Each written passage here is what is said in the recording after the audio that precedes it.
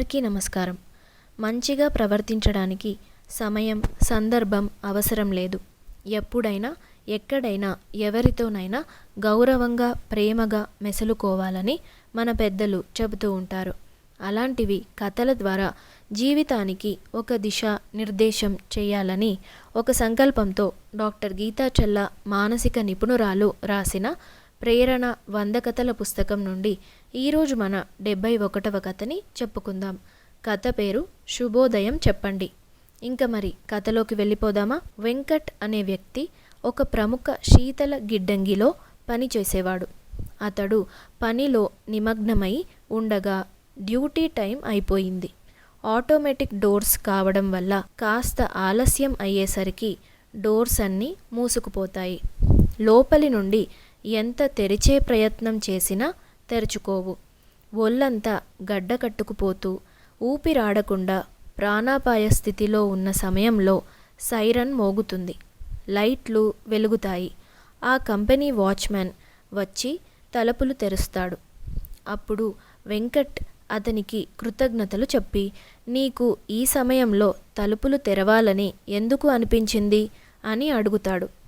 అప్పుడు వాచ్మ్యాన్, ఈ కంపెనీలో 2000 మంది పనిచేస్తున్నారు, కానీ మీరొక్కరు మాత్రమే నాకు ఉదయం గుడ్ మార్నింగ్, సాయంత్రం గుడ్ ఈవినింగ్ చెప్పి వెళ్తారు అని అన్నాడు.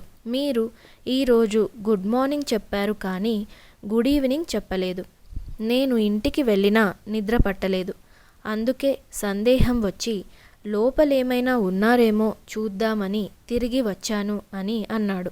ఈ విధంగా పలకరించినందుకు గుడ్ మార్నింగ్ తన ప్రాణాలను కాపాడిందని తెలుసుకున్న వెంకట్ చాలా సంతోషించాడు.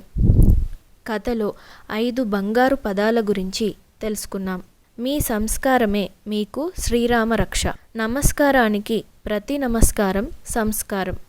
రోజులో కొన్ని క్షణాలైనా ఇతరులను పలకరించడానికి ఉపయోగించుకోలేమా అని మనల్ని మనమే ప్రశ్నించుకోవాలి. సంస్కారం అనేది నేర్పించబడదు, అయితే చూసి నేర్చుకునే అవకాశాలు వెతుక్కోవాలి. మంచి వ్యక్తులతో సహవాసం చేయాలి. మంచిగా ప్రవర్తించడానికి సమయం, సందర్భం అవసరం లేదు. ఎప్పుడైనా, ఎక్కడైనా, ఎవరితోనైనా గౌరవంగా, ప్రేమగా మెసులుకోవాలి. 5 గోల్డెన్ వర్డ్స్ రాసుకొని పర్సులో పెట్టుకొని అప్పుడప్పుడు వాటిని వాడుతూ ఉండండి. Good, thank you, sorry, please, great. ఇంతటితో ప్రేరణ 100 కథల పుస్తకం నుండి ఈరోజు మన 71వ కథ సమాప్తం.